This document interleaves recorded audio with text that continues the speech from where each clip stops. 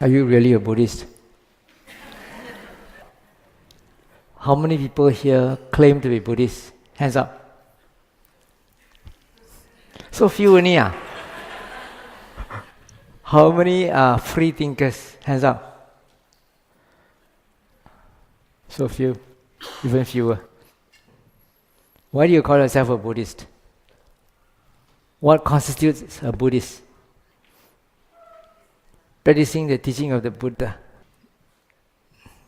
Anyone else? Taking refuge in the Buddha, Dhamma, and Sangha. Anyone else? Holding 5 precepts. Okay, good. Have you all read any sutta which tells you the definition of a lay disciple? Any of you read this book? Do we go to the Triple Gem for refuge? It's outside the free distribution counter. I don't think you read now. Too heavy. Some people started reading and then they couldn't go through it because it's too heavy. Anyway, this book is all about taking refuge. Okay, I guess you people here are very busy people, a lot of worldly obligations to attend to, so you don't have time to read the sutta. So maybe easier to tell you what the sutta says, right? A couple of suttas, at least two. One is called Mahanama Sutta, and the other one is called Jivika Sutta. You know Jivika? Jivika is the physician who looks after the Buddha and the Sangha during the Buddha's time. Mahanama is supposed to be a cousin of the Buddha. So one day Mahanama approached the Buddha and asked him, Bhante, to what extent is a person called an upasaka? Upasaka is a Pali word for a lay follower. Well, nowadays we call Buddhist. During the Buddha's time, they just called upasaka, upasika. And the Buddha said, one who takes refuge in the Buddha, the Dhamma, and the Sangha is called an upasaka. So easier, right? You take refuge in the Buddha, the Dhamma, and the Sangha. You did that this morning, right? You follow the chanting, right? So automatically all of you are Buddhists already. Is it really that simple? I'm sure there's some catch to it. Then he went on to ask the Buddha, then what constitutes a virtuous upasaka? You can be an upasaka or a lay disciple in name because you took refuge in the Buddha, the Dhamma, and the Sangha. Because you said, Buddham saranam gacchami, Dhammam saranam gacchami, Sangham saranam gacchami. But is that all? Not just by saying, you've got to do something about it as well. So the Buddha says, one who takes refuge in the Buddha, Dhamma, and the Sangha and also observes the 5 precepts is called a virtuous upasaka, a virtuous Buddhist. So you can still be a Buddhist by name, but not a virtuous one. You can take refuge in the Buddha, the Dhamma, and the Sangha, but you don't observe the 5 precepts. Do all of you observe the 5 precepts 100%? No, right? But you're still a Buddhist, right? You still call yourself a Buddhist? You're not the only ones. I think there are many other people. Either they are Vesak Day Buddhists or they are form filler Buddhists. When you have to fill a form and they ask you what religion you belong to, you just write Buddhist, without really knowing what it is, without even taking refuge in the Buddha, Dhamma, and the Sangha. The next question is, how many grades of upasaka or lay followers are there? There's one sutta in the Anguttara Nikaya called the Chandala Sutta. Anguttara Nikaya, Book of 5, Sutta 175. There he talks about basically 2 types of upasaka. The first type in Pali is called upasaka Chandala, upasaka Mala, and upasaka Patikutta. When you translate it into English, it means an outcast lay follower, a dirty lay follower, and a substandard or deplorable lay follower. So this one is a low-class lay follower. Although he calls himself a Buddhist, this is a low-class Buddhist. And what constitutes a low-class Buddhist? So there are 5 factors. One is he does not have faith, does not have belief Although he recited Buddha Saranam Gacchami and so forth, it's only verbally recited. Inside got no faith, no belief. These are the nominal Buddhists. Second, he is immoral, no virtues, doesn't observe any of the 5 precepts.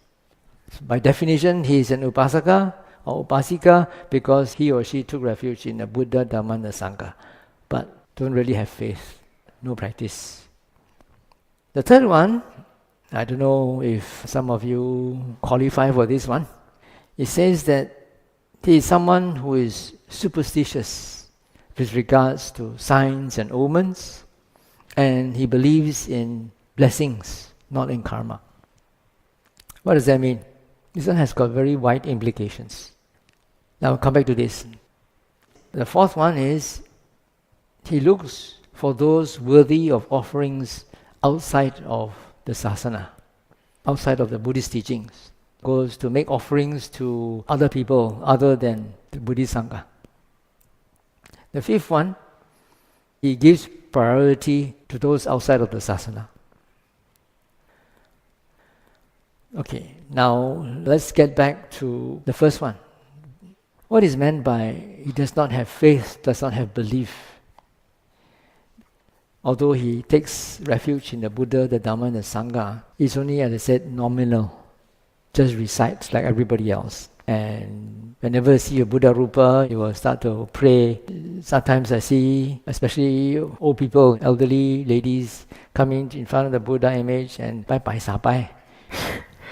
This is very typical Chinese custom.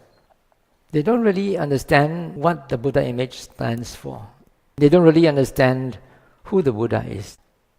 To have real faith or real belief in the Buddha, the Dhamma and the Sangha means that one believes that the Buddha was truly awakened.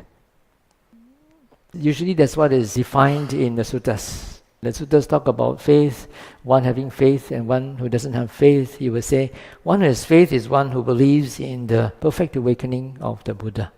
And then he will go on to the stock phrase, Itipiso bhagava rahang sama sambuddho vijjacharana sampanno sugado loka vidu anutro burizadam sarati sattha deva manusanam buddho bhagavati.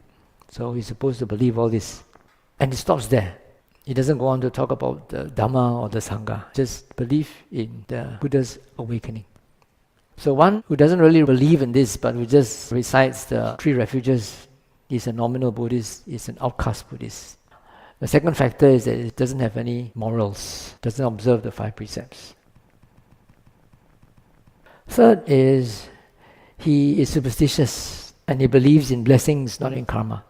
Okay, what does this entail? As I said, this has got rather far-reaching implications. We Chinese are all very superstitious. It's part of our culture, our tradition. That's how we are brought up. I'm sure there are many businessmen here who always consult the astrologer or the feng shui master before you make any decisions. Right or not? You want to play it safe, kia su ma. So are these the characteristics of a good Buddhist? This has been a hot topic. A lot of people come to ask me. Okay, let's look at it this way.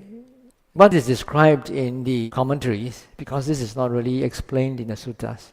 The Pali word is ko tu hala mangala, blessings that derive out of omens and signs.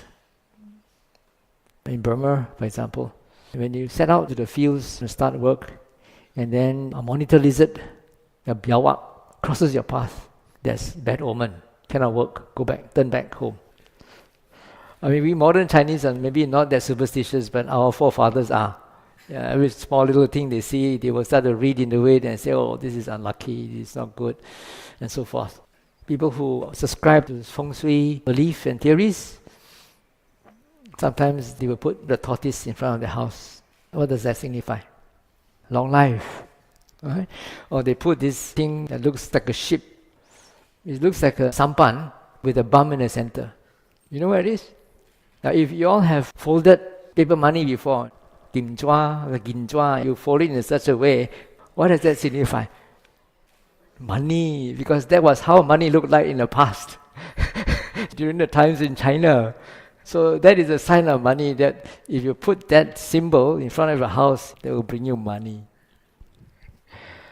And you have a pond, that also will bring you money. But you make sure that you don't have water flowing out of the house, which means that it will drain away your money. So all these are superstitions that we have. Recently also in Sabah, there was an earthquake in Mount Kinabalu, and a lot of people were killed. And then one minister blamed it on the white tourists who went there and stripped naked and angered the gods there.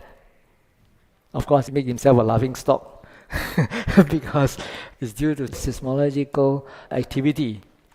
And after that, there was these strange lights that could be seen around Mount Kinabalu. That is also a seismological explanation for that. But of course, the locals will say, oh, that's because this is showing signs that the gods there are still very angry and so forth. So this basically what is animism all about. Animism is always looking for all these signs and omens to try to explain natural phenomena which they don't understand. But Buddhists believe in karma. A lot of things are karma, but not everything is karma. You've heard of different orders of weather, of the mind, of natural laws, as well as the order of karma.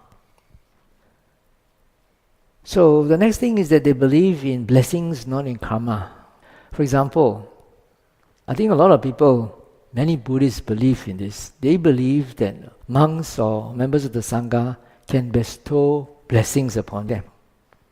Usually after a dana, they would put their arms in Anjali when the monks start to chant. And they think that is blessing them. But actually we are not blessing you. Actually we don't have any power to bless you.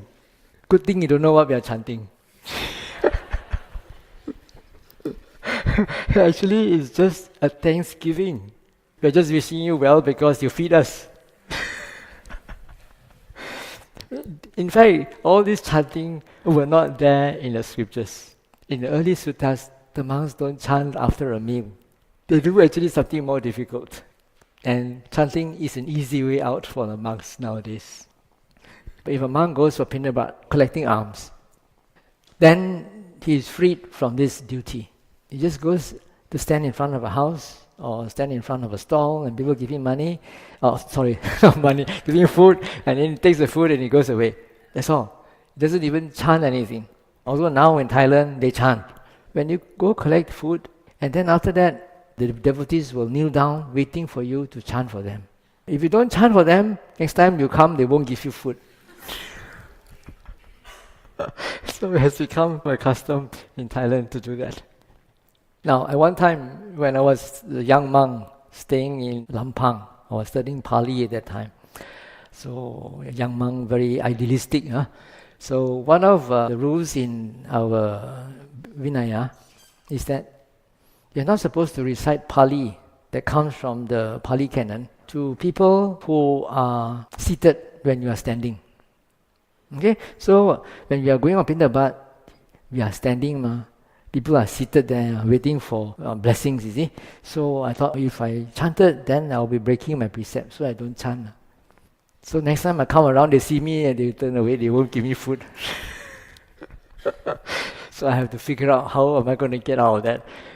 So I had to select Pali passages that don't come from the Pali suttas. A lot of these things that we chant nowadays are not in the suttas, Like for example, Bhavatu Sappa Mangalang Rakhantu Sappa Devata, nothing in the sutta. This one was invented, created by later monks. Okay, so when you go on Pindabat, no need to chant. You just collect your food, go back and eat. Alright? No need to do anything, no particular duty for you to do. But if you have been invited for a lunch dana somewhere, then at the end of the dana, after you have collected your food, actually after you have eaten the food, you are supposed to give a thanksgiving talk, anumodana. And usually the senior most monk is supposed to do that. So we can see that in the Pali canon, what happens is that when the whole Sangha is invited for a dana, then after they finish eating, the rest of the monks will leave, leaving the Thera, the elder, and the elder is the one who is supposed to give a thanksgiving. Usually Thanksgiving could be just a short gatha, usually about the benefits of giving, what sort of results you can get from giving. When I stayed in Burma, I was a young monk, so I didn't have to do all these things. Whenever we go for dana, Sayadaw will do it. I just sit there and listen. When I came back to Malaysia from Burma, I was invited out for dana. Usually that's what I would do. But we don't get dana so often in Taiping because we go for pindabat. We go and collect our food and we come back, so we don't have to do that. But when I come down to KL, because at the time I was busy preparing the newsletter, the newsine, working in Tatlun's place, and then people will come and give dana. Every day I got to think of a talk to give. If you're a Dhamma speaker, you will know what I mean. That's the most challenging part, not to say the same thing again and again every day. And imagine I'm there for 1 week or 2 weeks. Every day I select a talk to give. That's very time consuming. So finally, I decided, chant lah, no mind lah, follow what everybody else is doing. So we chant. But here in Dhamms, I have a compromise. Okay? So after I receive, I chant, and then I say, okay, you still got the time and interest, you can stay back for a Dhamma discussion. Right? So no need to prepare any topic. Anything that comes, I can answer easier. I got this cue from Aisma Kumara. He's very clever at such things.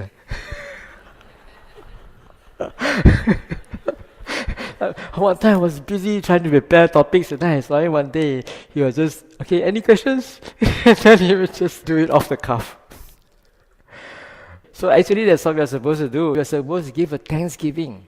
We don't have any power to bless you in any way. To have this idea, this belief that monks can actually give you blessings is a wrong view. And if you rely on that, thinking that will override your past karma, your past bad karma, then you become an outcast lay disciple, a low-class lay disciple, a dirty lay disciple, a deplorable lay disciple. Now there's one sutta in the Majjhima Nikaya called the Maha Tanha Sankhaya Sutta. It's a great discourse on the destruction of craving. There is actually a story about a monk who had the wrong view that this very consciousness is the sort of an atta, is a self that transmigrates from one existence to another without changing. So the Buddha, of course, scolded this monk for this wrong view and gave a very long talk on dependent arising. How different types of consciousness arise due to different causes and conditions. He also talked about the law of dependent origination. After he talked about the law of dependent origination, then he said that one who really knows and sees and understands this law of dependent origination. Now this is talking about not an intellectual understanding, talking about experiential understanding of the law of dependent arising. Then such a person would no longer return to any belief about auspicious signs and omens. This is a very important point, that the Dhamma has to be experienced. It's not enough just to believe what the teacher says, what you read in the suttas. It's important to put it into practice and experience it yourself. The next 2 points are about giving, making offerings. Point number 4 says that one makes offerings to those outside the sasana, meaning other recluses, other renunciants who are not Buddhists. The 5th one is that one gives priority over there. I don't want to talk too much about this. I want to emphasize more on what is meant by taking refuge in the Buddha, the Dhamma and the Sangha, particularly the Dhamma.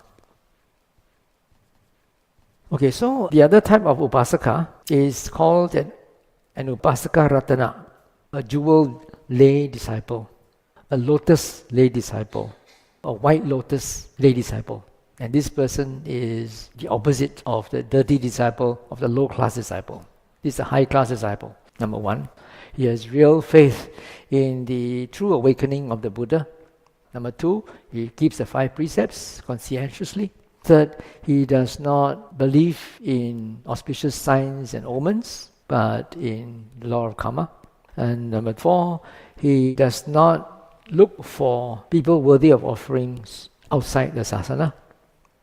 And number 5, he does not give priority over there. Now, when I talk about people worthy of offerings, I'm not implying that one should not make donations for charitable causes outside the Buddhist arena. There are many things happening in this world nowadays, a lot of natural calamities. And of course, you are encouraged actually to have compassion and give donations to relieve them of the suffering. But then it's different. You are not doing that because they are renunciants and you feel that that is a higher source of merit. You know what I mean? You're doing that really out of compassion. So this is different. If you are familiar with the standard formula for the virtues of the Sangha, you will see that the last virtue is Anuttarang Punya Ketang Lokasa. The Sangha is the incomparable field of merits in this world. So he's talking about this sort of thing. If you are looking for merits, then the recipients who will give you the highest merits would be members of the Sangha, particularly the Arya Sangha, those who have awakened. Now, I'm going on to the next section, which is what does taking refuge in the Buddha, Dhamma, and the Sangha entail? I've already talked at length about the first one, which is taking refuge in the Buddha being the one who rediscovered the truth about existence, the ultimate truth about existence. Because we Buddhists believe that Buddhas come and go. There have been many Buddhas before our present one, and they also discovered these laws of nature and managed to transcend them. Eventually, the teachings that were revealed to us or expounded to us by our Buddha Gautama would also disappear, and the whole universe will go back into darkness. And then there will come another time when another Buddha will arise and rediscover what was lost. So our Buddha actually rediscovered a long-lost path. And after his discovery, he taught us the way that he himself walked, the way to be free from suffering, all forms of suffering. But not only that, because the Buddha knew many things besides just the path for liberation. He taught that there are many pathways to different destinations. In particular, he taught renunciants the path to be free from samsara, be completely liberated from samsara, the round of birth and death. But he did not teach lay people that. Most of the time, he would teach lay people the way to a good destination. Coming back to samsara, but coming back as a human being in a better position, or going to heaven, enjoying the pleasures of the world. He taught us that if you do certain things in certain ways, then this will lead you to heaven or to a good destination. If you do things in a certain way, then you will go down to the lower realms. So actually he taught us that there are many different paths going to different destinations. And it's up to you to choose what you want to do.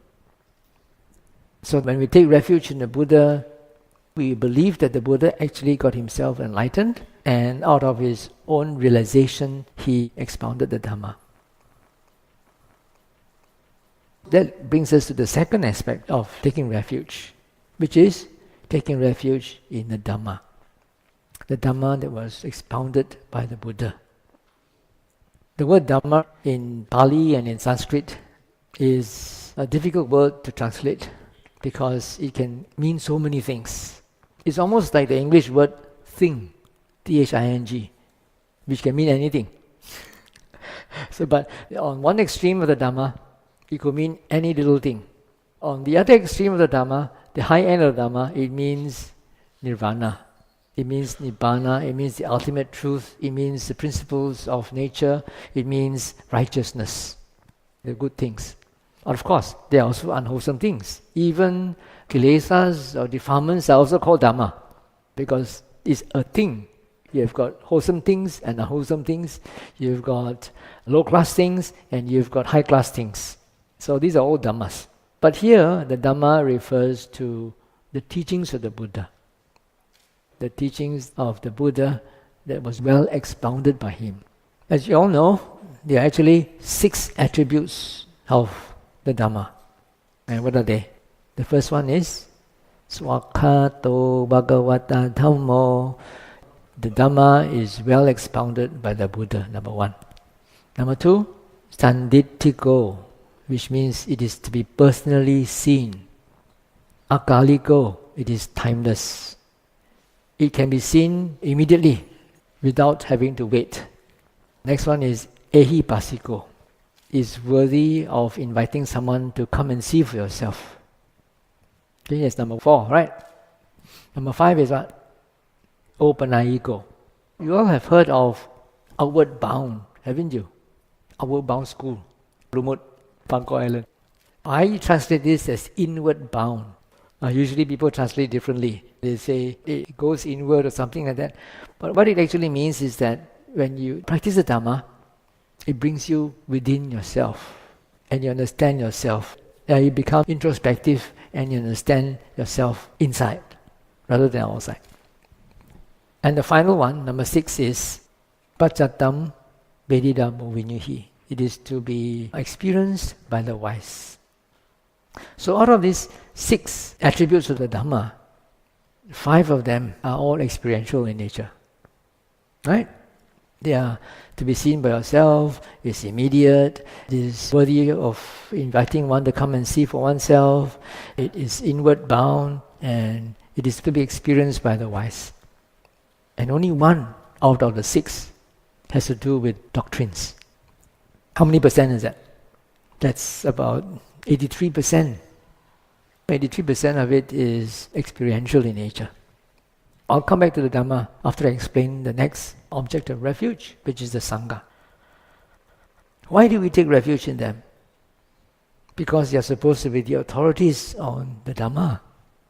In those days, during the Buddhist time, there were no MP3 recorders, there were no videos, and there were no books as well, no paper. So how did the teachings of the Buddha come down to us? It's more than 2,500 years. For the first 500 years or so, it was the monks who preserved the teachings. The Sangha memorized the teachings and transmitted it from generation to generation.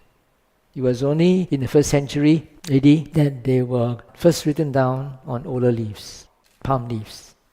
You see, so that's why even today, although there are many people who wear robes, go bald and misbehave, still most Buddhists would prefer to seek advice from a monastic. Right or not?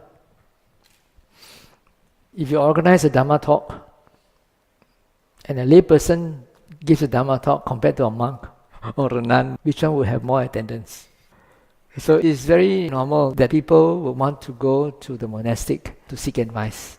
In fact, sometimes it's a bit troublesome, maybe very troublesome. They seem to think that because we wear robes, we know everything. They come and ask us all sorts of questions, and we end up being counselors even without any training. And even worse, they come to ask us about their marital problems. We don't get married, we don't know anything about marital relationship.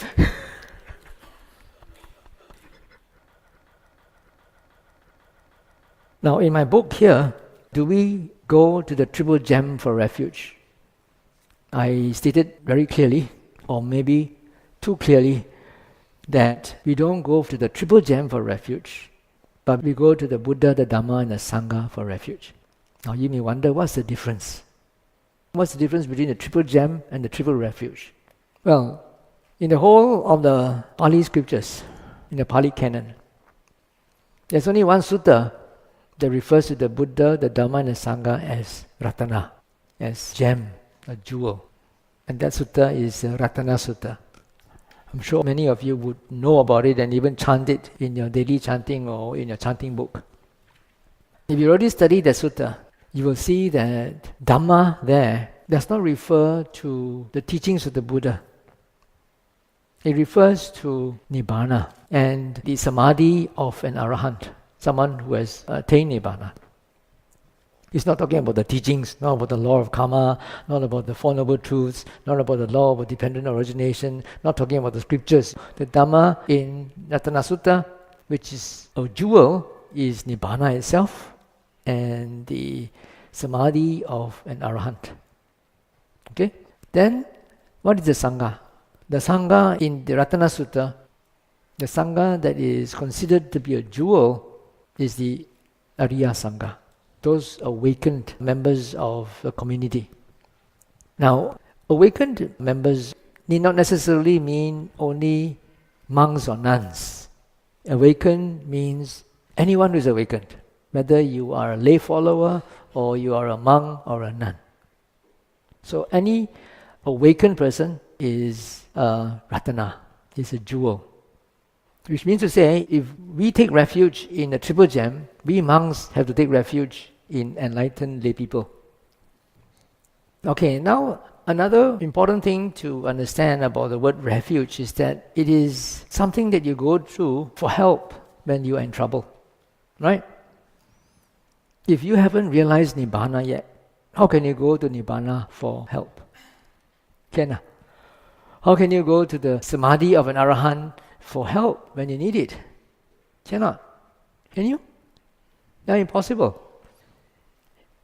Do you think it will be easier to read Dhamma books, go to the internet and look for suttas to answer some of your questions about life? And even easier to look for a knowledgeable and well-behaved, respectable monk or nun to clear your doubts, right? Which you prefer? Going to see a knowledgeable and respectable nun or monk, or surfing the net? But anyway, to clarify, we don't take refuge in the Triple Gem. We take refuge in the Buddha, the Dhamma, and the Sangha. Right? The Triple Gem are the Buddha, which is a Ratana, is not only Gautama Buddha. Any Buddha, any Dhamma-sambuddha is a jewel. And the Dhamma means Nibbana, and the Samadhi of an Arahant. That is a jewel. And what is Sangha? The Sangha is a community of enlightened, awakened disciples, whether lay or monastic. Well, we have faith in the Triple Gem. We believe that they are Buddhas. They are enlightened, fully enlightened. We believe that Nibbana is reachable, is attainable. And we believe that there are people who have attained Nibbana, who have realized or experienced Nibbana. All right? We believe, we have faith, we gain inspiration from the Triple Gem, but we don't take refuge in them. We take refuge in Gautama Buddha because we don't know about any other Buddhas. Any other Buddhas is only known through Gautama Buddha. And we take refuge in his teachings that lead to Nibbana. Right? And we take refuge in the Sangha, the monastic community who have transmitted the teachings down until today. Transmitted and practiced those teachings. So the members of the Sangha need not necessarily be enlightened or awakened. In fact, many of those monks who transmitted the teachings are so committed to the job of memorizing and transmitting the teachings, they don't have time to meditate. That's why even during the Buddhist time, there was this group of monks who were more inclined towards memory work and transmitting the teachings, and another group of monks who were more interested in practice. So this dichotomy has been going on ever since the Buddha's time, until today. You have monks who concentrate on academic work, and you have monks who are practitioners. And you have a few who are both. These are quite rare. Okay, so now I've made it quite clear what's the difference between the Triple Gem and the Three Refuges, right? Now I want to emphasize on the Dhamma. As I said, more than 83% of the attributes of the Dhamma are experiential in nature. But yet, we take refuge in the teachings of the Buddha. You see, that's a big problem. Taking refuge in just the doctrinal aspect of the Dhamma can be a problem because we don't know which is more authentic than the other. Right? Nowadays, there are so many schools, denominations, and sects, and traditions, and lineages. So where to begin and where to end? How to find out which one is the authentic teaching? Well, actually it's not that difficult because you just need to look at the very root teachings of the Buddha. I'm sure that all Buddhist schools and denominations would agree that the Four Noble Truths is central to the teachings of the Buddha, right? And that already includes the Noble Eightfold Path. Then, another thing is the 3 characteristics. Impermanence, suffering, not self. That is also common to all Buddhist schools. Thirdly is the law of dependent origination. Right? Everything is due to cause and conditioning. Everything in this world. Fourthly is the law of karma. All Buddhist schools believe in that. So, if you take refuge in these very root teachings of the Buddha, you are safe. But are most Buddhists satisfied with just that? No, right? It's very clear when you organize a Buddhist event, saying that, oh, such and such a high-ranking monk is coming to give you empowerment and blessing. I'm sure this whole place will be filled. And then you organize another one. Oh, this monk will be giving a Dhamma talk on the Four Noble Truths. How many people will come?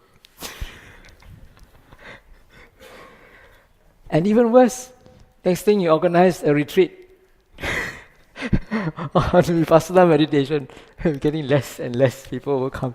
So most people who call themselves Buddhists are not satisfied with just the core teachings. What do they want? They are not what we call a jewel of a disciple. They are not lotus disciples. They are not pure lotus disciples. They are low-class disciples, outclass disciples. They are dirty disciples, deplorable disciples. Because they are not satisfied with the core teachings. Actually, it's so simple, the core teachings are so simple. That's all it is. But they want liturgy, they want chanting, then they want blessing, and they want counseling. So that is where the problem starts. Now, Babs is supposed to be a conservative Theravada center. Theravada also knows so many forms of chanting. Okay, for example, a very simple one. You all say, Namo Tassa Bhagavato. Right or not? You chant like that. And then I tell you, hey, you shouldn't chant like that. Because when you say Namo Tassa with a long A, the Buddha becomes female. And you must chant Namo Tassa Bhagavato Arahato. I tell you that. Then another high-ranking monk comes along, chief priest of this and that, comes along and he chants Namo Tassa Bhagavato. So I ask you, who is the real Buddhist? The one who takes refuge in a female Buddha or a male Buddha? So that's really a problem. And then you got so many forms of chanting. I heard that in Babs, once a week a Sri Lankan monk will come and lead chanting in Sri Lankan style. And then when the Thai monks come, another style. And then this monk comes and he chants in neither Thai nor Burmese nor Sri Lankan. So you're very confused, which one is the correct one? So when you come to such things, liturgy and chanting and procedure, what to chant, these are causes for a lot of disharmony and discord. Right or not? So don't worry about these things. These are not important. The important thing is the Dhamma. As I say, the Dhamma is to be realized by yourself. It is to be seen here and now. In many suttas, actually I've got a whole list here, but I don't have the time to go through them. The Buddha was asked several times by different people. They would say, Bhante, or Master Gautama, you say that the Dhamma is to be seen by oneself, is immediate, is worthy of inviting one to come to see for oneself, is inward bound, and it's to be personally experienced by the wise. What do you mean by that? And very simple, the Buddha says, when greed arises in you and you know it, and when it's not there and you know it, or greed, hatred and delusion, when they arise and you know it, when they don't arise and you know it, then that's when the Dhamma is to be seen here and now. It's immediate. You don't have to wait for next life. Right now you can see there's greed, hatred and delusion. Or when your eye comes into contact with an object, and then you know, oh, because of that contact, there is greed in me. Because of this contact, there's no greed in me. You know that. Also, that's when the Dhamma is to be seen here and now, and so forth. So, this experiential aspect of the Dhamma is applicable to anyone who professes to be a Buddhist. Doesn't matter which chanting style you prefer. If you can verify this, try to internalize it within yourself, then you are a real Buddhist. Right? Then when you see this, it will affect all the other qualities of a Buddhist. The first one is faith, belief. Because you verify it within yourself, you see it for yourself, that this is true. The Buddha says that all these things are impermanent. It keeps on changing. Sometimes there's greed, sometimes there's no greed, sometimes there's hatred, sometimes there's none, sometimes there's jealousy, sometimes there's none. And they come about because of causes and conditions. Then you see, there's this law of dependent arising. Things can only happen when the cause and conditions are there. You see that?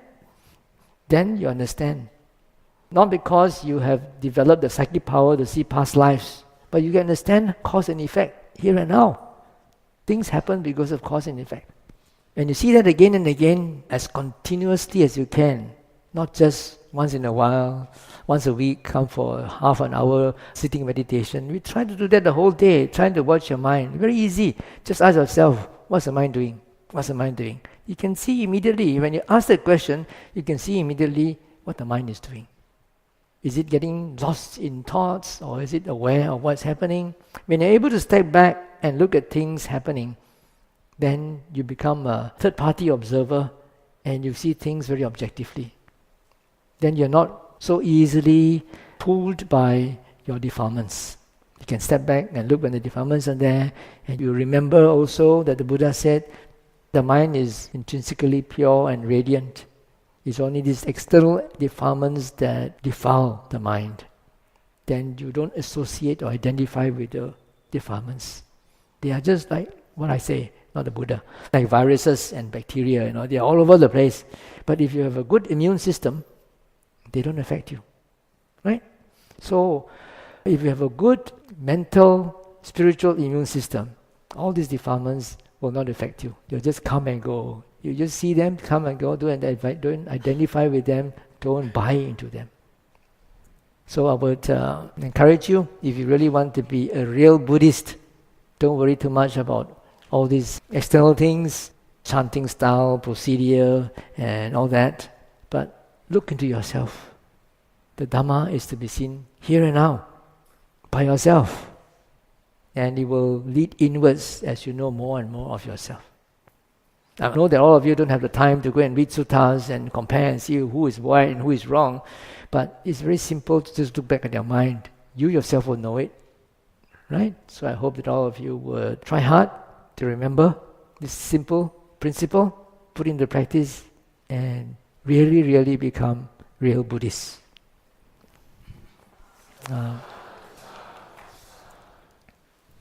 Question time. The word watching the mind is very easy, but in actual fact, most people, and I'm one of them inclusive, half the time my mind is just like the show Eat, Pray, Love. You can sit down and sit quietly, but the mind cannot be quiet. So perhaps you can give a very short tip. How do we practice this? It's going to happen overnight, but how do we practice this? Thank you. Okay. Can you just sit comfortably, all of you?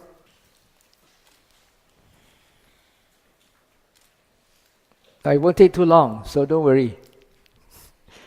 Just 1 minute. Okay? So in this 1 minute, starting from now, you don't have to close your eyes. You don't have to look at me. You just keep an unfocused gaze. Just know that you are seeing. Bring your attention to your body.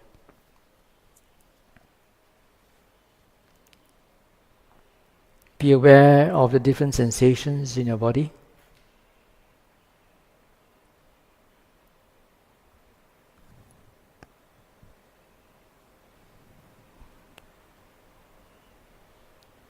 Your buttocks touching the floor, your limbs touching one another, your back, propping up your body.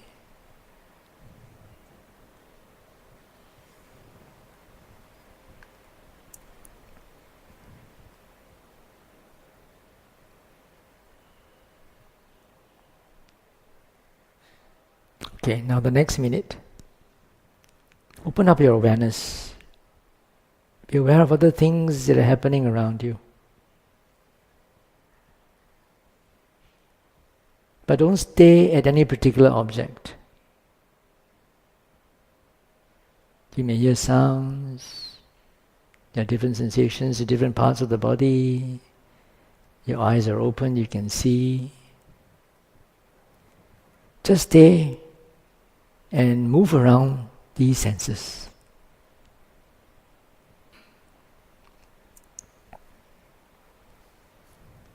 If any thoughts come, let them go and just come back to the senses.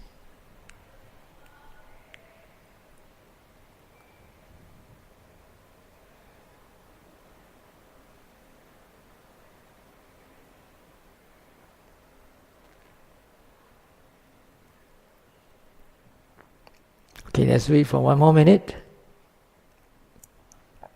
Don't push your thoughts away.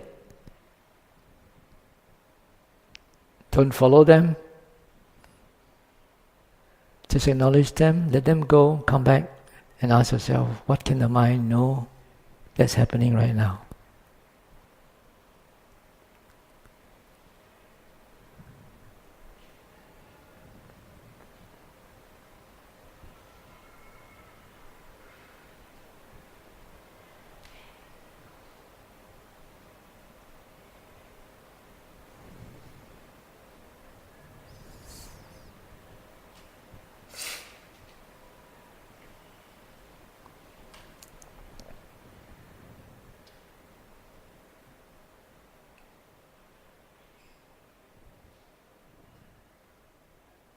Okay, that's the end of the experiment, only 3 minutes. So I'm going to tell you that very simple principles are involved. 3 important principles. Number 1, the 5 senses can only take objects of the present moment. You can only see, hear, smell, taste and feel with the body what is happening right now. Second, the mind can take objects of the past, present, future, imagination, and so forth.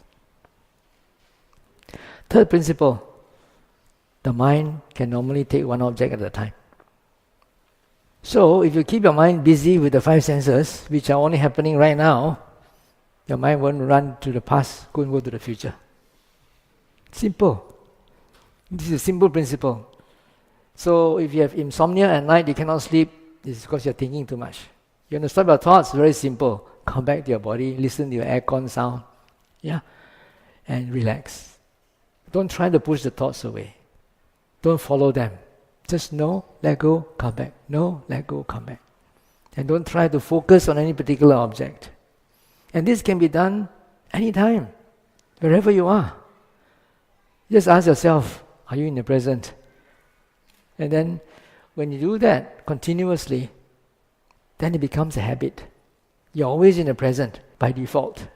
And if you're not, then you can catch it. The mind is doing something. What is it doing? Oh, thinking of the past, planning for the future, worrying about this, getting upset about this. Then you know that, let it go, come back. I'm not asking you to get rid of all thinking. There's a time after you have established yourself in this, what I call dynamic samadhi, coming back to the senses, then you will be able to process any thought, any intention that arises in you. Then you will know whether this intention is productive or not.